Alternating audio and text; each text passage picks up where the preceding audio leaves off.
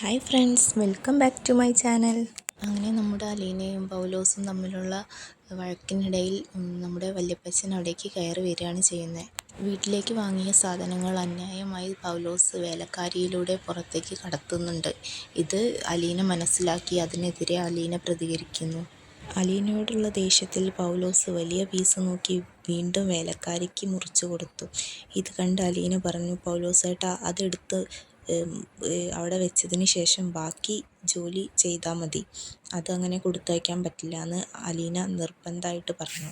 അപ്പോഴാണ് വല്യപ്പച്ചനും അങ്ങോട്ട് വരുന്നത്. വല്യപ്പച്ചനും അലീനയുടെ ഭാഗം കൂടി. അലീന പറഞ്ഞത് കേൾക്കാതെ പൗലോസ് കേണൽ സാറിൻ്റെ അടുത്ത് പോയി അലീന ജോലി ചെയ്യാൻ സമ്മതിക്കുന്നില്ലെന്ന് പരാതി പറഞ്ഞു. ഞാൻ അലീനയോട് പറഞ്ഞതാണല്ലോ കിച്ചണിലേക്ക് ചെന്ന് ഒന്നും ചെയ്യണ്ട എന്ന കാര്യം, ഞാൻ പറയാം അവളോട് എന്ന് പറഞ്ഞ് കേണൽ സാർ പൗലോസിനെ കിച്ചണിലേക്ക് പറഞ്ഞയച്ചു. ലാലിച്ചൻ ചെല്ലുമ്പോൾ അലീന കിച്ചണിൽ തന്നെ നിൽക്കായിരുന്നു. പൗലോസേട്ടൻ എന്തെങ്കിലും ഈ ജോലി ഇവിടെ ചെയ്യണമെങ്കിൽ ആദ്യം ആ മുറിച്ച് കൊടുത്ത കഷ്ണം തിരിച്ച് വെച്ചിട്ട് മതി, അലീന നിർബന്ധമായി പറഞ്ഞു. ഇത് നോക്കി നിൽക്കായിരുന്നു ലാലിച്ചനും. അങ്ങനെ പൗലോസിന് വേലക്കാരിക്കായി കൊടുത്ത ആ പീസ് എടുത്ത് ബേസിലേക്ക് വെക്കേണ്ടി വന്നു. അപ്പോഴാണ് വല്യപ്പച്ചനും ലാലിച്ചനും ഇത്രയും വലിയ പീസൊക്കെ ഇവിടെ കടത്തുന്നുണ്ടെന്ന് അറിഞ്ഞത്. പക്ഷേ ഇതൊന്നും മനസ്സുകൊണ്ട് മനസ്സിലാക്കിയിട്ടുണ്ട് നമ്മുടെ ലാലിച്ചനെങ്കിലും അലീന അദ്ദേഹം പറഞ്ഞത് കേൾക്കാതെ കിച്ചണിലെ കാര്യത്തിൽ ഇടപെട്ടതിനാൽ അലീനയോട് ദേഷ്യമായി.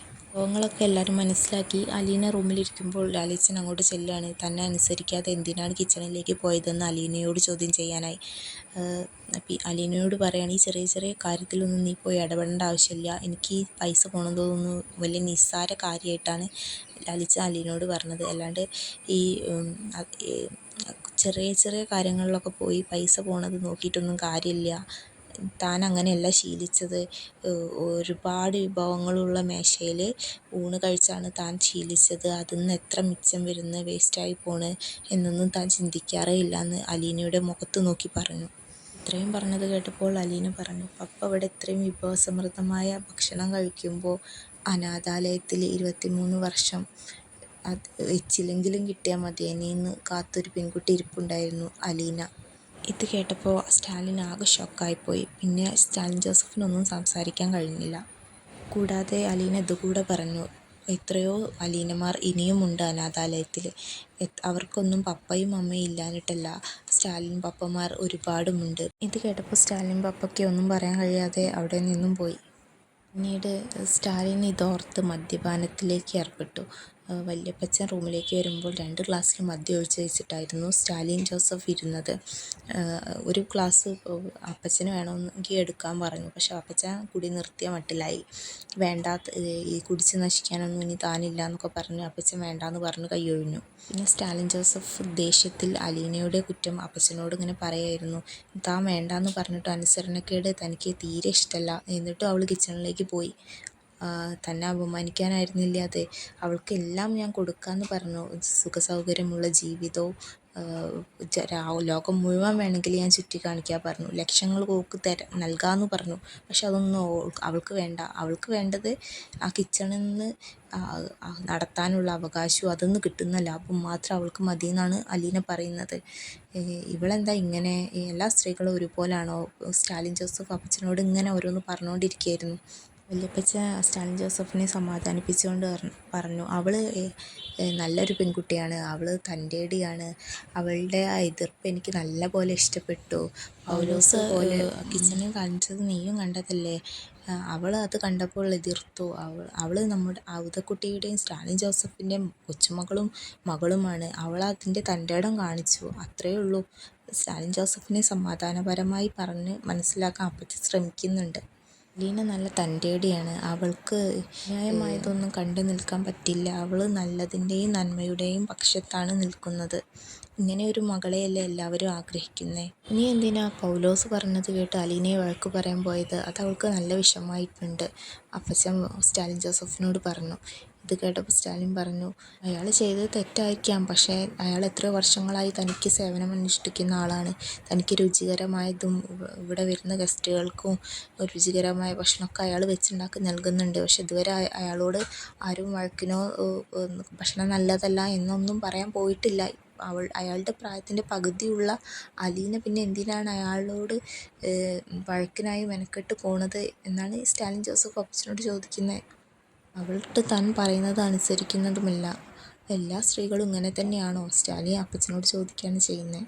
എന്തൊക്കെയായാലും നീ അലീനയെ വഴക്കു പറയാൻ പോയിട്ട് ആരാ ജയിച്ചത്? അലീനയോ അതോ ലാലിച്ചനോ? അപ്പച്ചൻ ചോദിച്ചു. ഞാൻ അലീനയോട് പറഞ്ഞിട്ട് അവൾ തിരിച്ചു പറഞ്ഞത് എന്താണെന്നറിയോ? 10-23 വർഷം ഇച്ചിലെങ്കിലും കിട്ടിയാൽ മതിയെന്ന് കാത്തൊരു പെൺകുട്ടി അനാഥാലയത്തിൽ ജീവിച്ചിരുന്നു എന്നാണ്. ഇങ്ങനൊരു മകൾ തനിക്കുണ്ടായിരുന്നു അറിഞ്ഞിരുന്നെങ്കിൽ ഞാനിതിന് സമ്മതിക്കുമായിരുന്നോ അപ്പച്ച? എൻ്റെ മകളെ വിശന്നിരിക്കാൻ ഞാൻ സമ്മതിക്കുമായിരുന്നോ? നിനക്ക് പറയായിരുന്നില്ലേ നമ്മൾ അറിഞ്ഞിരുന്നില്ലെന്ന്? അപ്പോൾ സ്റ്റാലിൻ പറയാ, ഇനി പറഞ്ഞിട്ട് എന്താ കാര്യം? അവൾ അനുഭവിക്കാനുള്ളത് അവൾ അനുഭവിച്ചു. 23 വർഷം ജയിലിലാണെങ്കിൽ പോലും അതൊരു വേദന ഉണ്ടാക്കുന്ന കാര്യമായിരുന്നില്ല. കാരണം ഒരു കുറ്റം ചെയ്തിട്ടാണല്ലോ ജയിലിൽ പോണേ. പക്ഷെ ഇതങ്ങനാണോ അപ്പച്ച? അറിഞ്ഞില്ലല്ലോ ഞാൻ, സ്റ്റാലിൻ വേദനയോടെ പറഞ്ഞു. എന്തൊക്കെയായാലും അവളൊരു തൻ്റേടിയാണ്, നല്ലൊരു മനസ്സുള്ള നല്ലൊരു പെൺകുട്ടിയാണ്. അപ്പച്ചൻ അലീനയെ സപ്പോർട്ട് ചെയ്ത സ്റ്റാലിൻ ജോസഫിനോട് സംസാരിച്ചു. അങ്ങനെ വല്യപ്പച്ചൻ അലീനയുടെ അടുത്ത് പോവാണ്. അവിടെ എത്തിയപ്പോൾ അലീന കരയായിരുന്നു. എന്തിനാ നീ കരയുന്നേ? വല്യപ്പച്ചൻ അലീനയോട് ചോദിച്ചു. ഒന്നുമില്ല വല്യപ്പച്ച, വല്യപ്പച്ചന് തോന്നിയതാവും, ഞാൻ 1-2 തവണ തുമ്മിയിരുന്നു, അതുകൊണ്ട് തോന്നിയതാവും, അലീന പറഞ്ഞു. അപ്പോൾ വല്യപ്പച്ചൻ പറയാ, ഇതൊക്കെ ഞാൻ കുറേ കണ്ടതാ, നീ കാര്യം പറ, നീ എന്തിനാ കരഞ്ഞേ? വല്യപ്പച്ചൻ പറഞ്ഞു. പപ്പ എന്നെ വെറുതെ വഴക്കു പറഞ്ഞു. എന്താ കാര്യമെന്ന് പോലും അന്വേഷിക്കാതെയാണ് പപ്പ വഴക്കു പറഞ്ഞത്. അതെനിക്ക് സഹിക്കാൻ പറ്റിയില്ല. വല്യപ്പച്ചൻ പറയാം, അവൻ അങ്ങനെ, അവൻ്റെ കീഴിൽ ഒരുപാട് ആൾക്കാരൊക്കെ ജോലി ചെയ്തതല്ലേ, അവൻ ആരെയും അനുസരണക്കേട് കാണിക്കുന്നത് ഇഷ്ടമല്ല. അതുകൊണ്ടാണ് അവൻ്റെ അപ്പനായ ഞാൻ പോലും അനുസരണക്കേട് കാട്ടുന്നത് അവന് ഇഷ്ടമല്ല. കേണലായിരുന്നപ്പോൾ ഉണ്ടായിരുന്ന പവർ ഇപ്പോൾ ഇല്ലല്ലോ. ഇപ്പോൾ യൂണിഫോമൊക്കെ അഴിച്ചു വെച്ചില്ലേ, പിന്നെന്തിനാ അപ്പച്ച ഒരു സാധാരണ മനുഷ്യനെ പോലെ ജീവിച്ചാൽ പോരെ? എന്തിനാ ഇങ്ങനെ ജീവിക്കുന്നതെന്ന് അലീന വല്യപ്പച്ചനോട് ചോദിക്കുകയാണ് ചെയ്യുന്നത്. എന്തൊക്കെയായാലും പപ്പയുടെ നയങ്ങൾക്കെതിരെ താൻ ശക്തമായി എതിർക്കുമെന്ന് വല്യപ്പച്ചനോട് അലീന പറയാണ്. അങ്ങനെയാണെങ്കിൽ നിന്നെ സ്റ്റാലിൻ ജോസഫ് ഇവിടെ നിർത്തി വാഴിക്കില്ല, നിന്നെ പറഞ്ഞയക്കാവും ചെയ്യുക ലാലിച്ചൻ, അപ്പച്ചൻ പറഞ്ഞു. എന്തൊക്കെയായാലും താൻ ഇനി ഇവിടെ നിന്നും പോകില്ല, അലീന പറഞ്ഞു. എന്നിട്ട് വല്യപ്പച്ചനോട് അലീന ഒരു കാര്യം കൂടെ ചോദിച്ചു. ചിന്നമ്മയും ലാലിച്ചനും തമ്മിൽ വഴക്കുണ്ടായ വല്യപ്പച്ച ആരുടെ കൂടെ നിൽക്കുക? ഇതുവരെ ഞാൻ നിന്നത് ലാലിച്ചൻ്റെ കൂടെയാണ്, ഇനി ഞാൻ ചിന്നമ്മയുടെ കൂടെ നിൽക്കുക, നമ്മുടെ വല്യപ്പച്ചൻ പറഞ്ഞു. അങ്ങനെ അന്ന് രാത്രി അലീനയും മനുവും കൂടി സംസാരിക്കുകയായിരുന്നു. വീട്ടിൽ നടക്കുന്ന കാര്യങ്ങളൊക്കെ മനുവിനോട് അലീന പറഞ്ഞു. അങ്ങനെ വീട്ടിലെ കാര്യങ്ങളൊക്കെ അറിഞ്ഞ് അവരിങ്ങനെ സംസാരിക്കുന്നതോടെ ഇന്നത്തെ എപ്പിസോഡ് ഇവിടെ കഴിയുകയാണ്. ബാക്കി കഥ അറിയാനായി ചാനൽ സബ്സ്ക്രൈബ് ചെയ്ത് ഫോളോ ചെയ്യണേ.